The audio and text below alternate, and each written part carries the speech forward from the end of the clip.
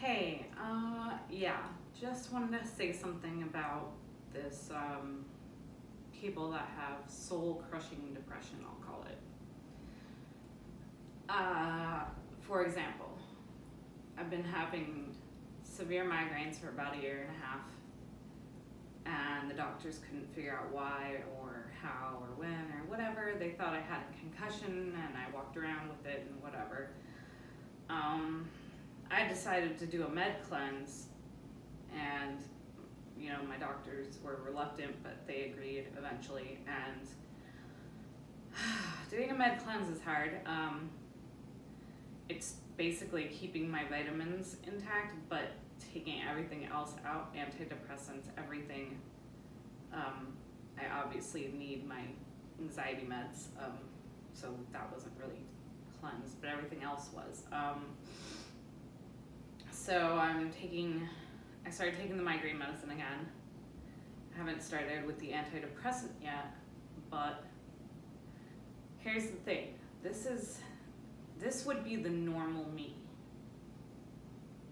And because I've hit the point of no returning with meds, like I'm definitely completely off them, it is very apparent to me, and it's very new, but it feels like I remember from before. So it's a very different feeling. And I just thought I would share with everyone that, yeah, I went to bed at like 3 o'clock in the morning, and it's 9 p.m. I had to actually rip myself out of bed. Like, I refused to lay anymore, and it was actually starting to hurt. And I wouldn't be surprised if I got an embolism or something from laying too long in one position. I used to be able to visit my nephews and my family every 6 months, and since I haven't been able to do that, that would have normally curbed my depression and brought me back up and gave me a level of hope or security or whatever it was that brought me.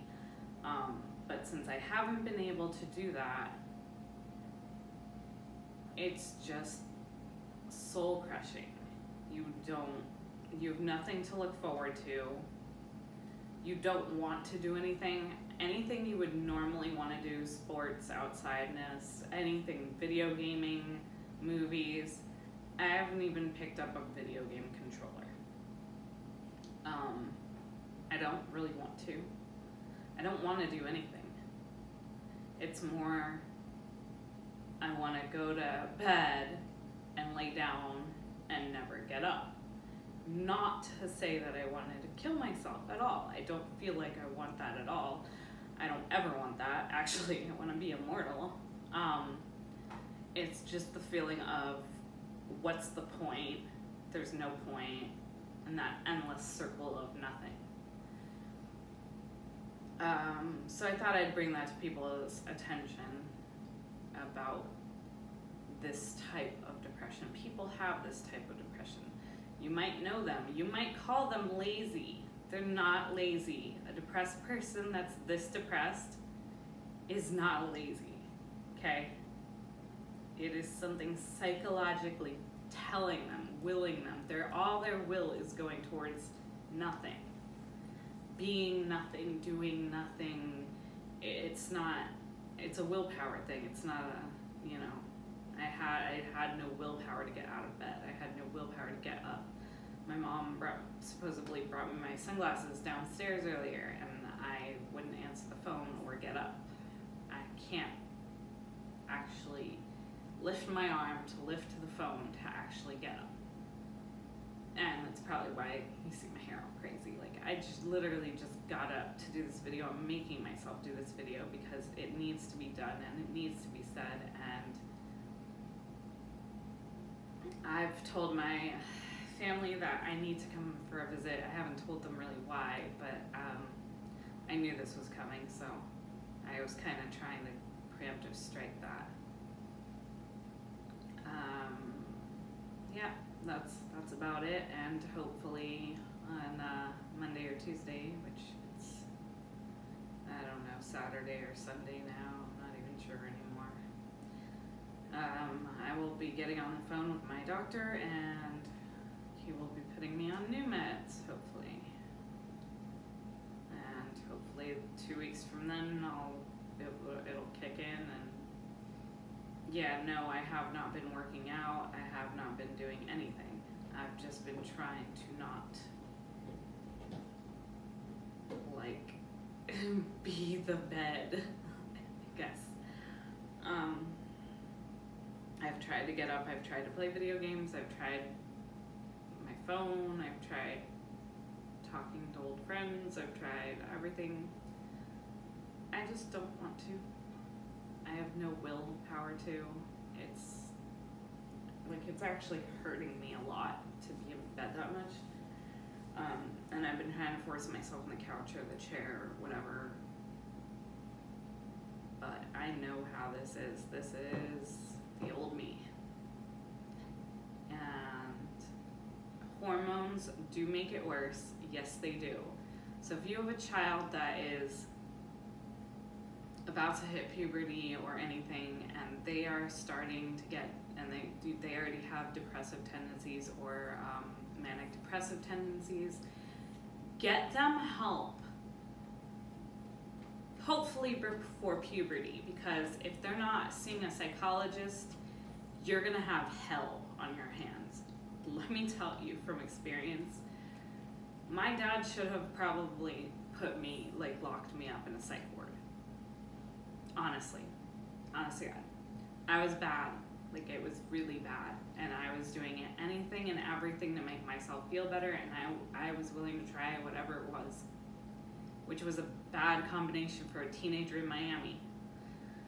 Had a lot of bad influences, and when they say the freaks come out at night, they don't mean the freaks come out at night. They mean the very dangerous, unsupportive people that you need to stay away from come out at night. Okay? The people that will rob you, cheat, lie, steal, all those people come out at night.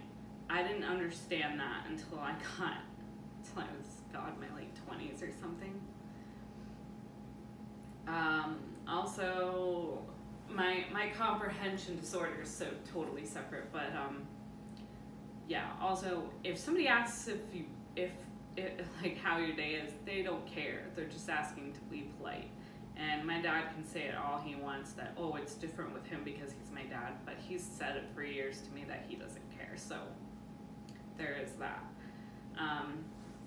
I know, of course, that he does care sometimes. He just doesn't like all the negativity for me.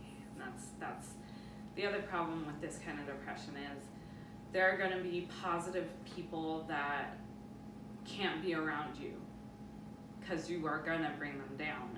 It's just you're grabbing the light from them. It's like a previous video that I had done. You're grabbing their light and stealing it from them. And you're basically siphoning it off from them. And that's not cool, but it's not your fault either. It's just part of this depression. We can't help it. We're trying to be peppy too. We want to be peppy. Kid Cat, are you nuts? You must be nuts doing that to my couch. Sorry, that's the kitty cat, who's probably the devil. That was Dr. Lynx.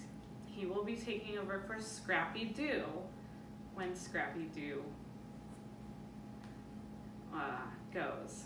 And she only has about a month or two, so that might be part of my sinkhole too. Scrappy Doo's been with me since birth, so she's my literal daughter. It's going to be really hard to let her go. But we've had talks and stuff, so I'm fairly confident that we'll be okay. And I have a cat that is crazy to take over for her for my emotional support. He's learning actually a lot. He's learned a lot being here. Yeah, that pretty much concludes the video.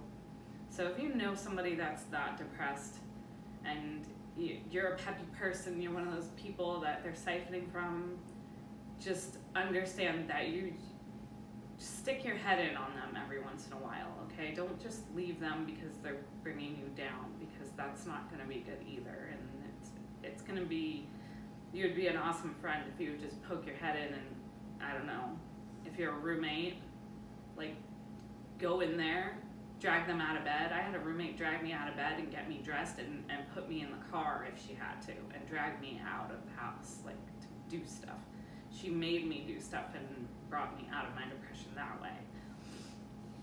So that is one way to do it.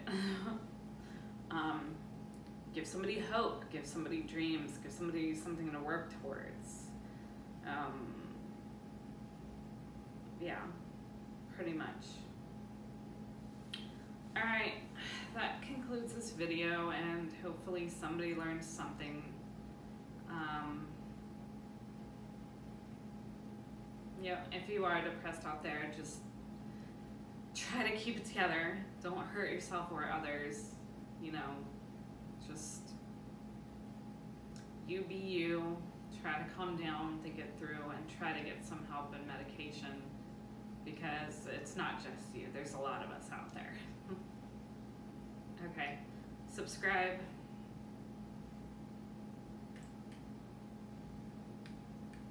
This doesn't always work, does it?